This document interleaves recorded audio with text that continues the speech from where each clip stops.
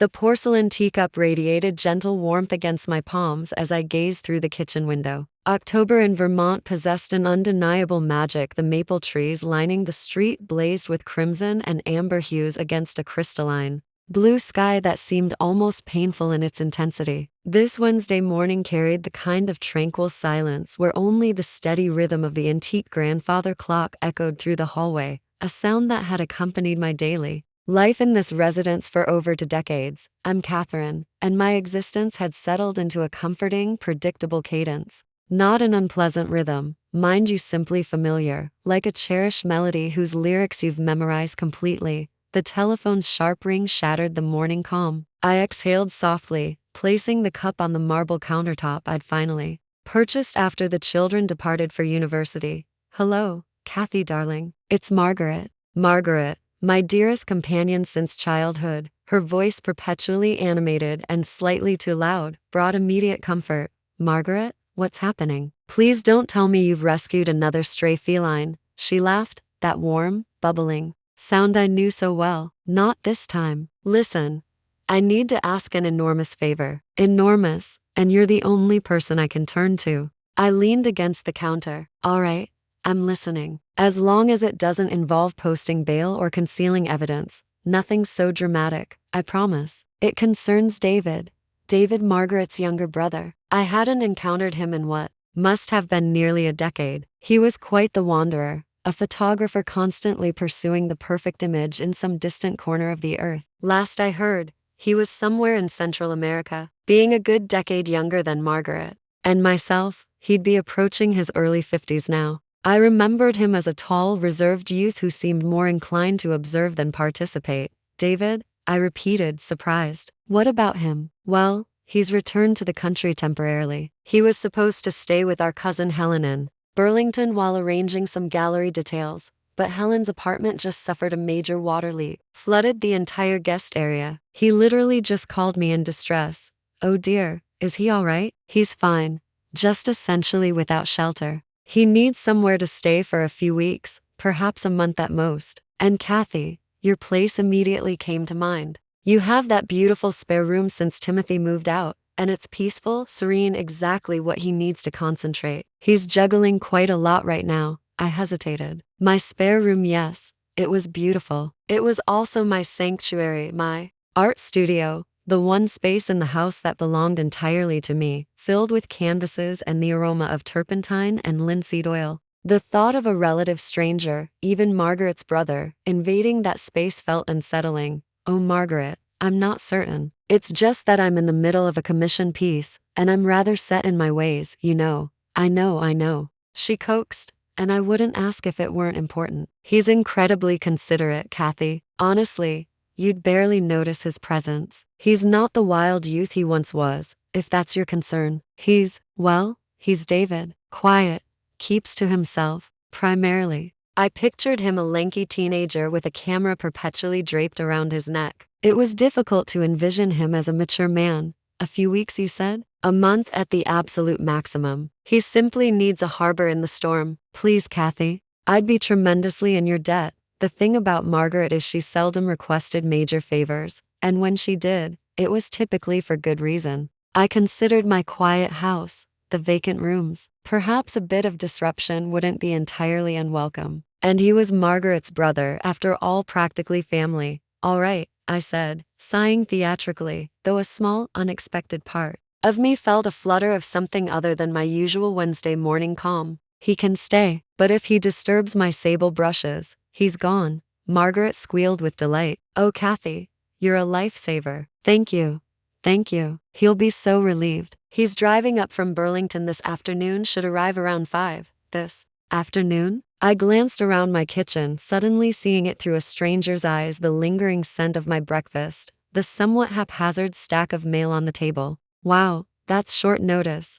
I know, I'm sorry. It's all rather last minute. He'll call when he's close. And don't worry, he's perfectly capable of ordering takeout. You don't need to fuss over him. I won't, I said, though part of me was already mentally inventorying my refrigerator. Old habits. We chatted for several more minutes, Margaret updating me on her latest gardening successes before ending the call. I stood there in the silence, the grandfather clock ticking away. This afternoon, my quiet, predictable rhythm was about to gain a new beat. I wasn't sure how I felt about that, somewhat apprehensive, certainly, but also curious. What would David be like after all these years? The quiet observer, all grown up. I walked into the spare room. It was bathed in afternoon light, dust particles, dancing in the sunbeams. My easel stood in the corner, a half-finished seascape upon it. I'd need to rearrange some things, make space. It felt strange preparing this very personal room for someone I barely knew. I hoped Margaret was right about him being the quiet, considerate type. The hours passed in a whirlwind of tidying and mild anxiety. I changed the bed linens, aired out the room, and even purchased some quality coffee, remembering Margaret mentioning David was somewhat particular about his coffee. Around 4:30, my phone buzzed an unknown number. Hello? Hi. Is this Catherine? A man's voice, deeper than I'd expected, with a slight gravelly edge that was quite pleasant. It is. David here. Margaret gave me your number. I'm about 20 minutes away. Just wanted to let you know and to thank you again for this. You're really helping me out of a difficult situation. It's no trouble at all, I said, trying to sound casual. Drive safely. See you soon. 20 minutes. I took a deep breath. My heart was doing an odd little flutter. Nerves, I told myself. Just nerves about having a house guest. I was standing by the living room window, pretending to read a book, when a weathered-looking dark blue SUV pulled into my driveway. It had the appearance of a vehicle that had seen more than its share of rough terrain. The driver's door opened, and a man unfolded himself from the seat. He was taller than I remembered, or perhaps I was simply shorter. Lean, dressed in dark jeans and a faded chambray shirt, with a worn leather messenger bag across his chest. His hair was darker to more brown than the sandy blonde of his youth, and shorter, though it still had a slightly untamed quality. He paused for a moment, looking at the house, his expression unreadable from this distance. Then he moved to the back of the SUV and began pulling out a couple of duffel bags and a large heavy-duty camera case. I opened the front door as he approached the porch steps. David? He looked up, and for a second I saw the boy I remembered in his eyes, that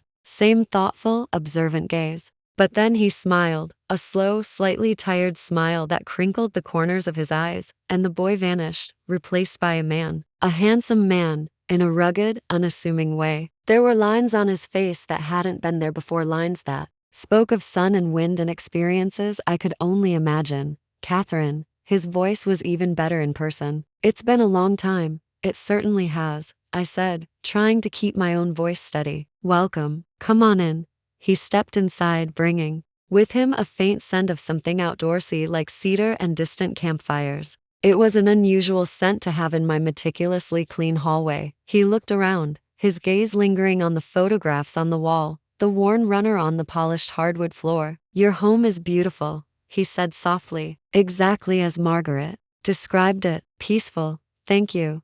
I gestured toward the stairs. The spare room is upstairs, first door on the left. Let me help with those bags. I've got it, he said easily, hefting the bags. You've already done more than enough. I followed him up the stairs, feeling suddenly very aware of his presence in my quiet house. It was like a new piece of furniture had been introduced, one that didn't quite match the existing decor but was intriguing nonetheless. He placed his bags in the spare room, my studio, and looked around. His eyes scanned my paintings, the stacks of canvases, the jars of brushes. I felt a little self-conscious, like he was seeing a part of me that was usually kept private. This is a wonderful space, he said, turning to me. You're a painter? I dabble, I said, perhaps too quickly. It's mostly a hobby. He nodded, his gaze returning to the seascape on the easel. You're very talented. This light is incredible. Praise from a renowned photographer about my use of light felt significant. Thank you, I said, genuinely pleased. Well, make yourself comfortable. The bathroom is just across the hall. Let me know if you need anything. Thanks, Catherine. I appreciate it. He ran a hand through his hair. I should probably try to get some work done. I'm on a bit of a deadline, of course. I'll be downstairs if you need anything. I usually have dinner around 7. You're welcome to join me, but no pressure if you're busy or want to grab something yourself. Dinner sounds great, if it's not too much trouble. Not at all, I smiled. See you later then. I retreated downstairs, my mind spinning. He was different, quieter than I'd even anticipated. Yet there was an intensity about him, a focused energy. And those eyes, they really did seem to see everything. My quiet evening was shaping up to be anything but. I found myself wondering what kind of work he was so focused on, what images filled that heavy camera case. The scent of cedar and distant campfires seemed to linger in the air, a subtle reminder that the predictable rhythm of my life had definitely hit an unexpected note. The next couple of hours were a strange mix of routine and anticipation. I prepared dinner, a simple salmon and roasted vegetable dish, something I hoped was universally acceptable. All the while, I could hear the faint, intermittent sounds from upstairs, the soft tread of footsteps, the occasional muted click, perhaps from his laptop or camera equipment. It wasn't intrusive, but it was there, a constant awareness of another presence in the house. My house, which for so long had echoed only with my own movements. When I called him for dinner, he came down promptly. He'd changed into a fresh shirt, and his hair was slightly damp, as if he'd splashed water on his face. He looked tired but less stressed than when he'd arrived. "This smells wonderful, Catherine," he said as he sat at my small kitchen table. It felt a little odd sharing this usually solitary space. "Thank you. It's nothing fancy." We ate in comfortable silence for a few minutes. I'm not one for forced conversation, and it seemed David wasn't either. But it wasn't an awkward silence. It was companionable. "So," I began finally, "Margaret tells me you're working on an exhibition." He nodded, taking a sip of water. "Yes.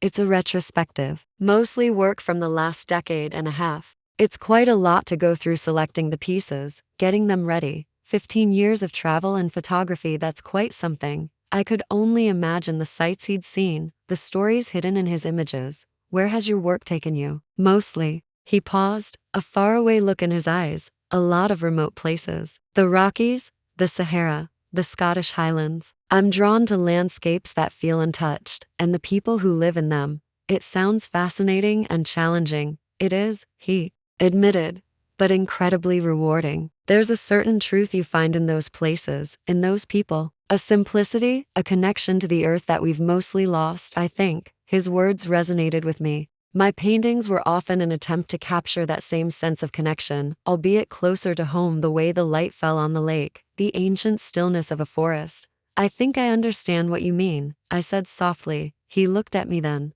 A direct, appraising look that made me feel strangely seen. "I thought you might," he said. His gaze dropped to my hands, then back to my face. "Margaret mentioned you lost your husband a few years ago." "Robert, was it?" I was taken aback for a moment. Margaret usually wasn't one to share such personal details without asking, but then, this was her brother. "Yes," I said, my voice a little tighter than I intended. "Robert, it was 5 years ago." "I'm sorry," he said simply. There was no pity in his voice, just a quiet acknowledgement. "That must have been hard." "It was," I agreed. "It still is sometimes. This house can feel very empty." I hadn't meant to say that last part. It just slipped out. He nodded slowly. "Emptiness has a way of making itself known." There was a depth to his statement that suggested he understood more than just the words. We talked a little more after that, about his travels, about the changing seasons in Vermont, about books we'd read. It was easy, unforced. He was a good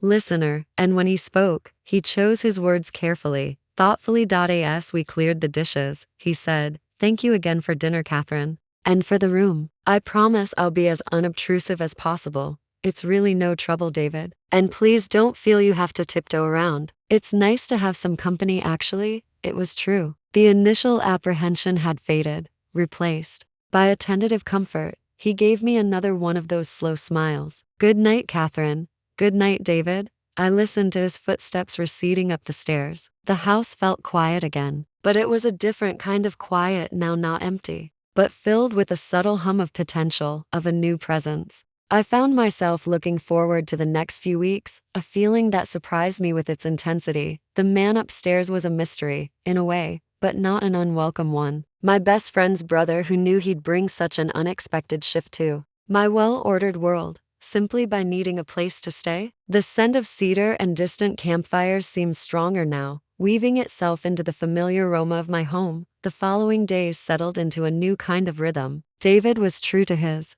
word. He was incredibly considerate. Most of the day he'd be in his room, my studio, presumably working. I'd hear the occasional soft sounds, the click of a keyboard, sometimes a low murmur if he was on a call. He'd emerge for coffee in the mornings, and we'd exchange a few pleasantries. He made his own breakfast, usually just toast and fruit, and insisted on cleaning up after himself meticulously. Evenings were when we interacted most. He'd often join me for dinner, and our conversations started to deepen, moving beyond polite small talk. He asked about my painting, and I found myself, rather shyly at first, showing him some of my completed pieces. He had an incredible eye, as I'd expected. He wouldn't just offer generic praise. He'd point out specific details, the way I captured a shadow or the emotion in a particular brushstroke. It was insightful and incredibly validating. "You have a real gift, Catherine," he said one evening, looking at a small watercolor of a winter barn I was particularly fond of.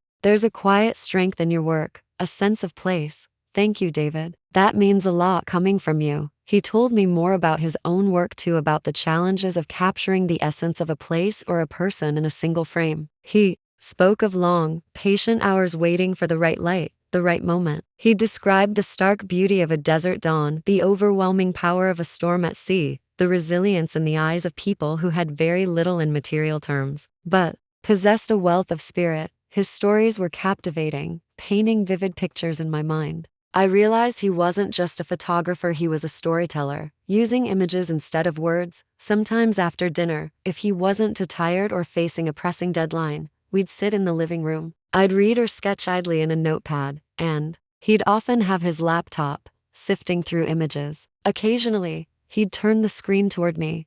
"What do you think of this one?" he'd ask, showing me a stunning black and white portrait of an elderly woman with a face like a roadmap of her life, or a breathtaking landscape that seemed to stretch into infinity. His photographs were powerful. They weren't just pretty pictures. They had a soul. They made you feel something. And sharing them with me, asking for my opinion, felt intimate. It was a glimpse into his world, his passion. I learned that he was a private man, not in a secretive way, but in a way that valued solitude and introspection. He didn't talk much about his personal life, his past relationships. I respected that. I wasn't prying, but I sensed a certain loneliness in him, a melancholy that mirrored my own at times. Perhaps it was the nature of his work, always observing, always on the move, or perhaps it was something deeper. One afternoon, about a week into his stay, I was struggling with a particular section of the Seascape Commission, the way the waves crashed against the rocks, the spray, the sheer untamed energy of it. I couldn't quite get it right. I must have sighed audibly, because a little while later, there was a soft knock on my open studio door. David stood there, a hesitant look on his face. "Sorry to interrupt. Everything all right?" "Oh, hi, David." "Yes. Well, no, not really." I gestured vaguely at the canvas. "This wave is defeating me. It looks more like a fluffy cloud than a ton of raging water." He came further into the room,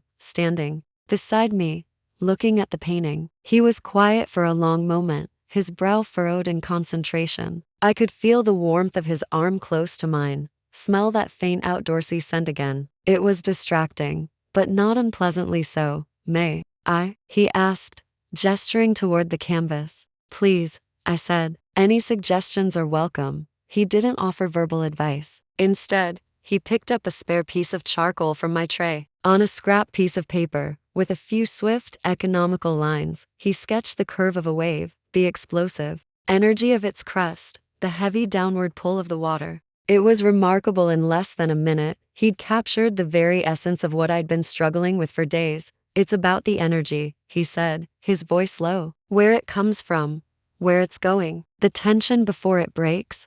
I stared at his sketch, then back at my canvas. Suddenly, I saw it. It wasn't just about the shape, but the force behind it. "Wow," I breathed. "That's incredibly helpful." He put the charcoal down. "Sometimes a different perspective helps." He looked at me, a small smile playing on his lips. "You were close. All the elements are there." That small moment, standing side by side, sharing that creative problem, felt significant. It was a different kind of connection than our evening talks. It was a meeting of artistic minds, a shared understanding that went beyond words. As he was about to leave the studio, he paused at the door. "You know, Catherine," he said, his back still mostly to me, "you said you just dabble. You shouldn't sell yourself short. Your work has real heart." His words warmed me more than the afternoon sun streaming through the window. He left, and I turned back to my canvas with a new sense of purpose, a new clarity. The wave still wasn't perfect, but now I knew how to approach it, and I realized that David's presence in my house was becoming more than just convenient for him or a favor for Margaret. It was becoming important to me. The quiet man with the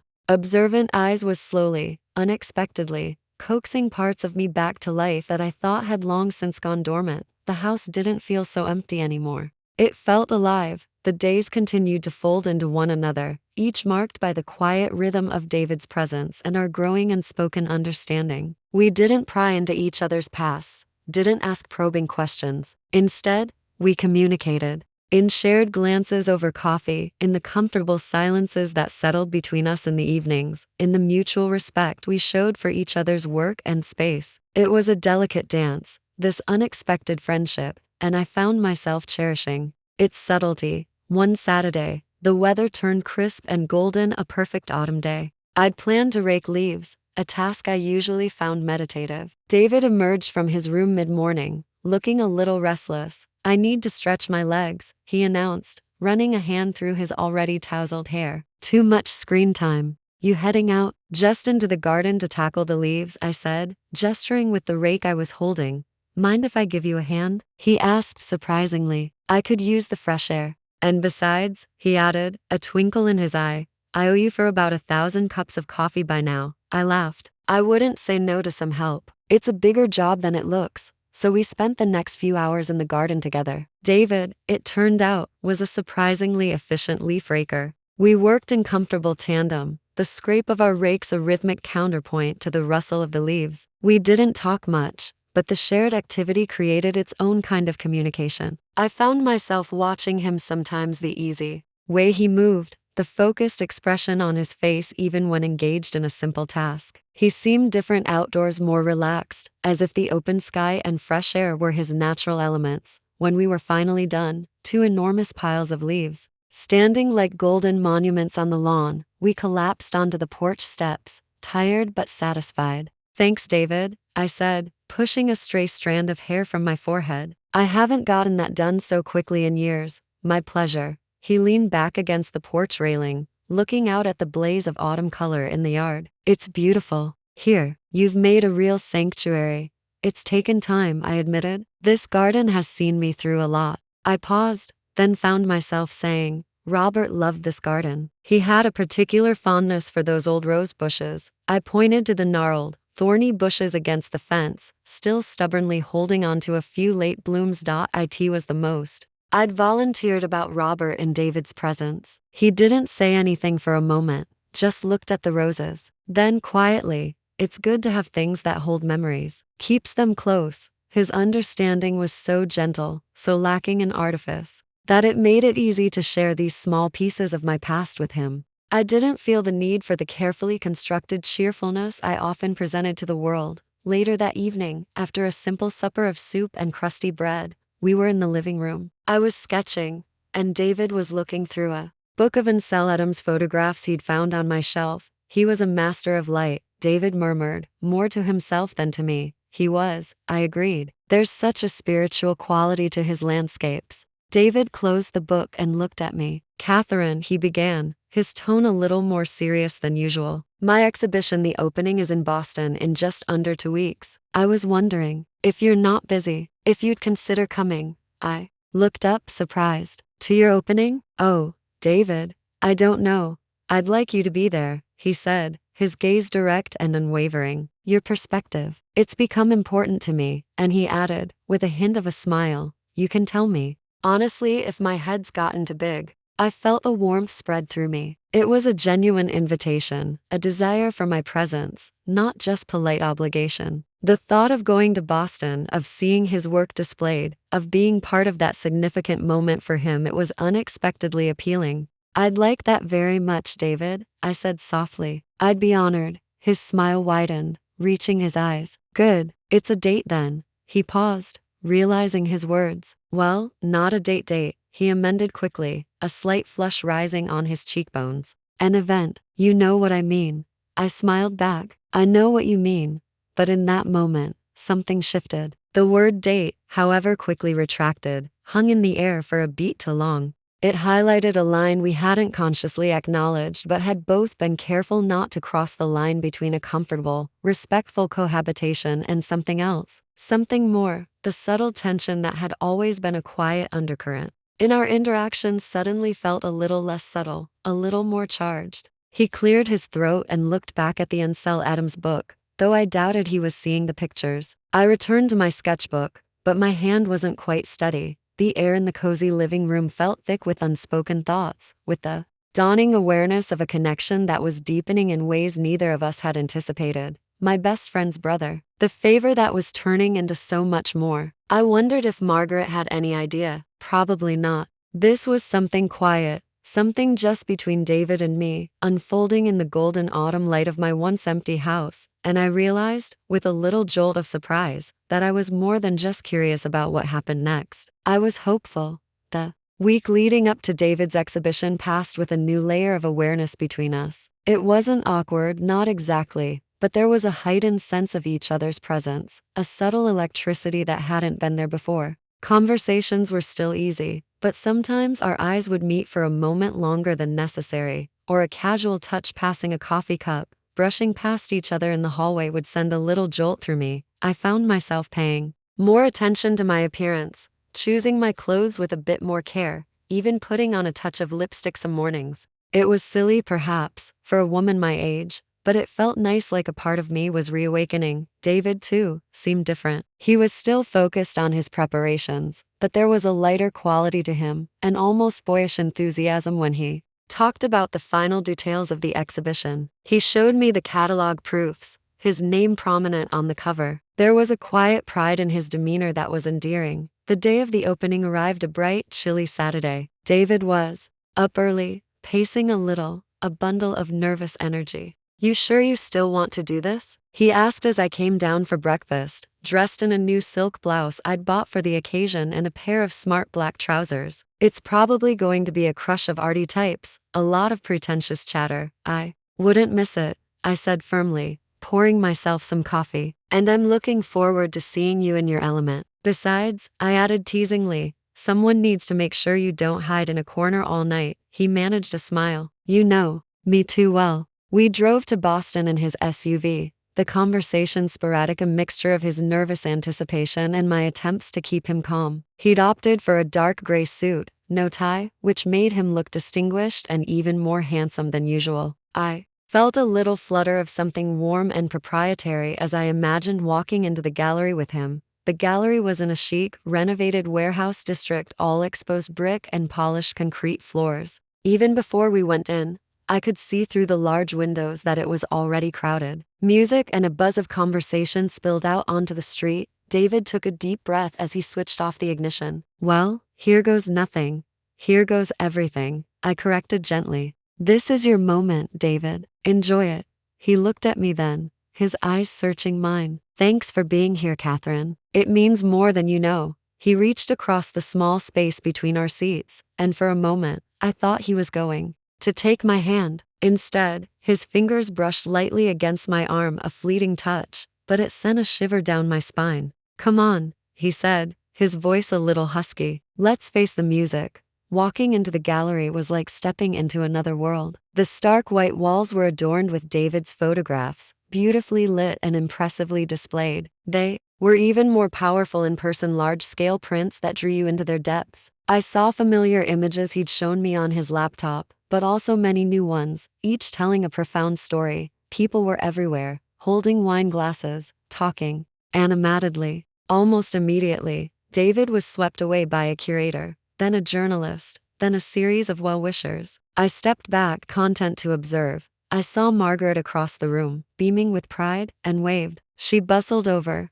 giving me a tight hug. "Kathy, you made it. Isn't this incredible?" My little brother, a bona fide art star. "It's wonderful, Margaret," I said, genuinely impressed. "The photos are breathtaking. And you," she said, giving me an appraising look, "you look lovely." Having David around seems to agree with you. There was a knowing glint in her eye that made me blush slightly. "He's been a very easy house guest," I said, a little too quickly. Margaret just smiled. "Of course he has." I spent the next hour or so wandering through the exhibition, truly immersing myself in David's work. I saw the landscapes that spoke of solitude and immense beauty, the portraits that captured the resilience and dignity of the human spirit. Each photograph was a window into his soul, into the way he saw the world. And I felt an overwhelming sense of connection to him, understanding him more deeply through his art than I ever could through words alone. I found myself standing for a long time in front of a particular photograph. It was a quiet image, not as dramatic as some of the others. It was a shot of an old, weathered wooden door set in a crumbling stone wall, somewhere in what looked like a Tuscan village. A single red geranium bloomed in a pot beside it. There was something about the play of light and shadow, the textures, the sense of history and untold stories within that doorway that captivated me. It spoke of home, of passage, of beauty found in unexpected places. That one's a bit different from the others, isn't it? David's voice, close behind me, made me jump slightly. He had managed to extricate himself from the crowds. It's my favorite, I said, turning to him. It's hopeful and incredibly beautiful. He looked at the photograph, then at me. His expression was soft, his eyes holding a warmth that seemed reserved just for me. I took that in a small village in Tuscany. I was there for weeks, trying to capture the spirit of the place, and I kept coming back to this doorway. It felt like an invitation. He paused, then said, his voice lower, kind of like showing up on your doorstep a few weeks ago. My breath caught in my throat. The noise of the gallery, the chatter, the music all seemed to fade away. There was just David, his intense gaze, and the unspoken emotion hanging between us. It was an unexpected invitation. I managed, my voice barely a whisper. The best ones often are, he said. He took a step closer. The space between us felt charged, alive. I could smell the faint, clean scent of his cologne mixed with something that was just David, that outdoorsy, campfire essence I'd come to associate with him. Catherine, he began, and I just knew that this was a pivotal moment. The culmination of all those quiet evenings, shared coffees, unspoken understandings. He reached out, and this time his fingers didn't just brush my arm, they found my hand. His thumb gently stroked my knuckles. It was a simple touch, yet it felt profound, electric. I know this is sudden, maybe, he said, his eyes searching mine. And I know I'm just your best friend's brother who needed a place to crash. But these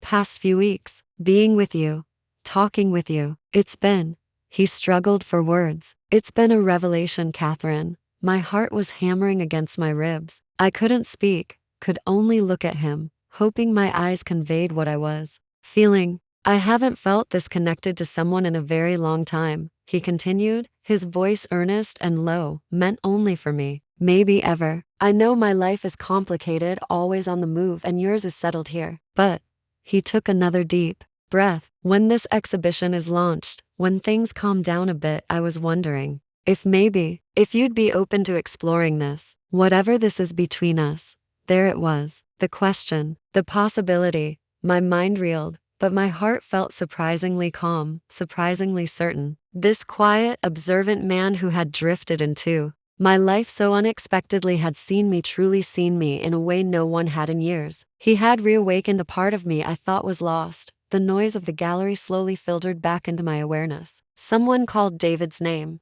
He glanced over his shoulder, a flicker of annoyance crossing his face, then looked back at me, his expression urgent, questioning. I squeezed his hand. Yes, David, I said, my voice clearer now, stronger. Yes, I would. A slow smile spread across his face, a smile of such genuine relief and happiness that it made my own heart soar. It was a smile that promised new beginnings, unexpected journeys. In the midst of the crowded, noisy gallery, surrounded by his life's work, we stood for a moment in our own quiet bubble, a silent agreement passing between us. The favor he needed had led to something far more profound, an emotional connection that felt as real and tangible as the photograph of the hopeful doorway before us. The future was uncertain, of course, but for the first time in a long time, I felt a thrilling sense of anticipation for what it might hold. The rest of the evening passed in a warm, happy haze. David was understandably in high demand,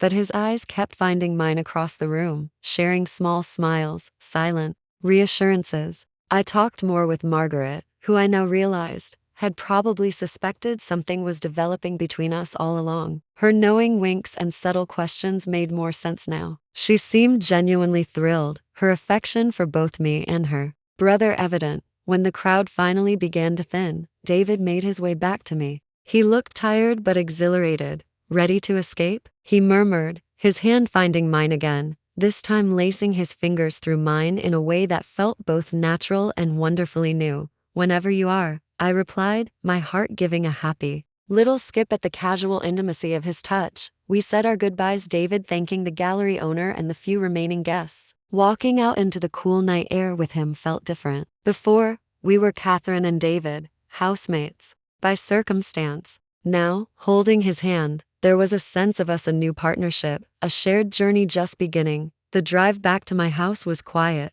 but it was a comfortable, contented silence, the kind that doesn't need to be filled with words. David reached over and briefly squeezed my hand where it rested on the console. When we pulled into my driveway, he turned off the engine but made no move to get out. The dashboard lights cast a soft glow on his face, highlighting the tired lines around his eyes but also the gentle curve of his mouth. Thank you again for tonight, Catherine, he said softly. For everything. It was my pleasure, David. Your work is incredible. You should be very proud. I am, he said, but I'm more grateful for this. He gestured vaguely between us. For your willingness to see where this might go. I smiled. I'm grateful too. He leaned in then slowly, giving me time to pull away if I wanted to. I didn't. My gaze dropped to his lips for a fleeting second before returning to his eyes. His hand came up to cup my cheek, his thumb stroking softly, and then he kissed me. It wasn't a dramatic, movie-style kiss. It was gentle, tender, a soft exploration. It tasted of wine and hope and the promise of something new. It was a kiss that spoke of respect, of a deep emotional connection that had been quietly building for weeks. When he pulled back slightly, his forehead rested against mine for a moment. Wow, he breathed, a small, shaky laugh escaping him. Wow, I echoed, feeling a warmth spread through me that had nothing to do with the car's heater. We stayed like that for a few moments, just breathing each other in, the quiet intimacy of the shared kiss settling around us. There were no grand declarations, no passionate outpourings. There didn't need to be. What we had found was something quieter, deeper, more attuned to the rhythm of our lives as they were now, not as they might have been decades ago. I should probably let you get some rest, he said eventually, though he made no move to release me. Probably, I agreed, though I was reluctant for the moment to end. He walked me to the door, his hand lightly on the small of my back. At the threshold, under the soft glow of the porch light, he paused. My flight to organize the next leg of the exhibition tour isn't for another week, he said. I was thinking, maybe we could spend some of that time together, not just as housemates. I'd like that very much, I said, my voice full of a warmth I hadn't felt in years. We could visit that old bookstore you mentioned in Woodstock, or finally take that walk along the lake I keep talking about. His eyes lit up. Perfect. He leaned down and kissed me again, a little more firmly this time, a sweet affirmation. Good night, Catherine. Good night, David. I watched him walk back to his SUV, then listened as the engine started and he drove away. He was staying in a hotel in Boston for a couple of nights to handle post-opening matters before returning to my place for his final week. I stepped inside my house, feeling both empty and full at the same time, empty of his immediate presence, but full of the lingering warmth of his touch, his kiss, the incredible promise of what lay ahead. I touched my fingers to my lips, a smile playing on them. My best friend's brother, who could have ever predicted that a simple favor would lead to this? Life, I mused, certainly had a way of surprising you, often when you least expected it. The next week was like a dream. David returned, and we fell into an easy pattern of companionship that was now tinged with a subtle romance. We took that walk along the lake, the wind rippling the water, the vast expanse before us, mirroring the possibilities that seemed to stretch out ahead. We explored the old bookstore, discovering shared loves for certain authors, laughing as we read terrible poetry aloud to each other. We cooked together simple meals that tasted like feasts because of the shared joy in their preparation. There